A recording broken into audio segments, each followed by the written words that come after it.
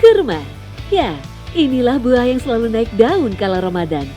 Kurma selalu diburu sebagai menu berbuka puasa maupun di kala sahur. Tapi bagi yang bosan tampilan kurma seperti biasanya, nih ada olahan kurma yang bisa ditiru bagi sahabat Hasanah di rumah. Ya, susu kurma. Cara membuatnya mudah. Pertama, pilih jenis kurma yang rasanya manis dan tidak terlalu banyak kandungan air. Kemudian, pisahkan bijinya. Kurma dari Mesir ini dipilih karena paling banyak mengeluarkan rasa manis dan lebih berserat sehingga tidak perlu tambahan gula. Selanjutnya, campurkan susu dengan kurma. Kemudian, blender dengan kecepatan penuh sampai halus. Lalu, siap dituang ke botol. Setelah jadi begini, harus langsung disimpan di freezer supaya beku. Karena ini kan tidak menggunakan bahan pengawet sama sekali, sehingga memang suhunya juga harus stabil, jadi bisa dikonsumsi dengan enak gitu ya ketika kita buka puasa nanti.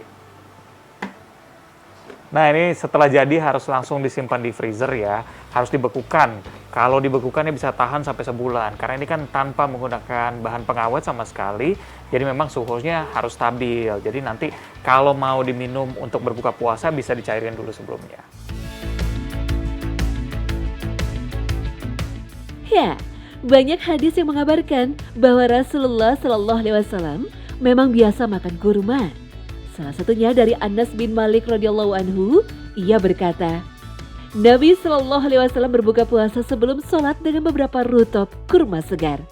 Jika tiada rutop, maka beliau berbuka dengan beberapa tamar kurma kering. Jika tiada tamar, beliau berbuka dengan beberapa tegukan air sejuk. Hadis riwayat Tirmizi. Selain mudah membuatnya, susu kurma juga memiliki beragam kandungan nutrisi, sehingga cocok dikonsumsi saat berbuka puasa.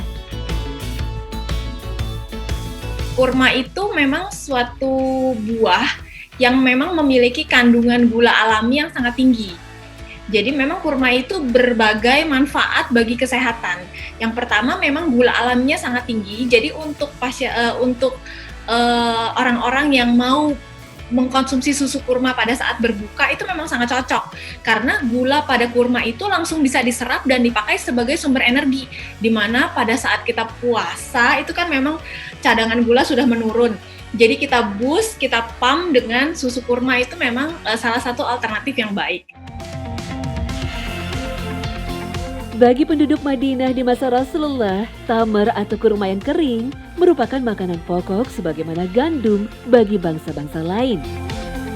Ummul Mukminin Aisyah radhiyallahu anha mengatakan, kami keluarga Muhammad pernah tidak menyalakan dapur dengan api untuk tempo sebulan lamanya. Makanan kami ketika itu hanyalah air sejuk dan at-tamar kurma kering. Hadis riwayat At-Tirmizi. Ya, kurma baik segar maupun yang sudah dikeringkan, termasuk buah-buahan yang barokah. Selain menjadi makanan Nabi dan para sahabat, kurma disebutkan Allah dalam Al-Quran dan juga terdapat dalam beberapa hadis dengan berbagai keutamaan. Nabi Shallallahu Alaihi Wasallam pernah bersabda, barang siapa mengkonsumsi 7 butir kurma ajwa pada pagi hari, maka pada hari itu ia tidak akan terkena racun maupun sihir. Hadis riwayat Bukhari dan Muslim. Menurut Imam Al-Khattabi, kurma ajwa bermanfaat untuk mencegah racun dan sihir dikarenakan doa keberkahan dari Rasulullah Shallallahu Alaihi Wasallam terhadap kurma Madinah, bukan karena zat kurma itu sendiri.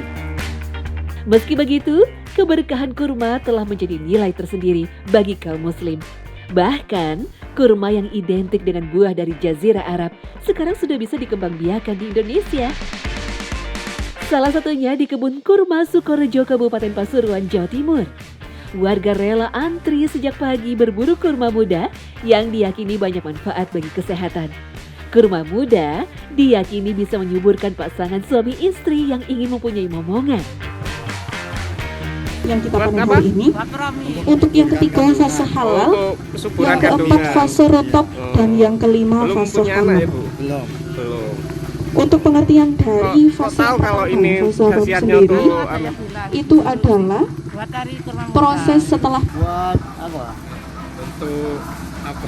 Orang hamil. Wah, nggak bisa punya keturunan. Oh, untuk kesuburan ya. Oh Pak? iya, ya, keturunan. Ya. Heeh. Jadi Bapak taunya dari mana Pak kalau ini? Ya dari teman-teman. temennya juga. Ya, dari tetangga Iya. ya. Kalau manfaatnya kurma muda ini untuk Iya, kesuburan ya. Di kebun ini, untuk kurma yang langsung petik pohon dihargai Rp35.000 per onsnya. Dalam sehari, sebanyak 5 kg kurma muda dapat terjual di kebun ini.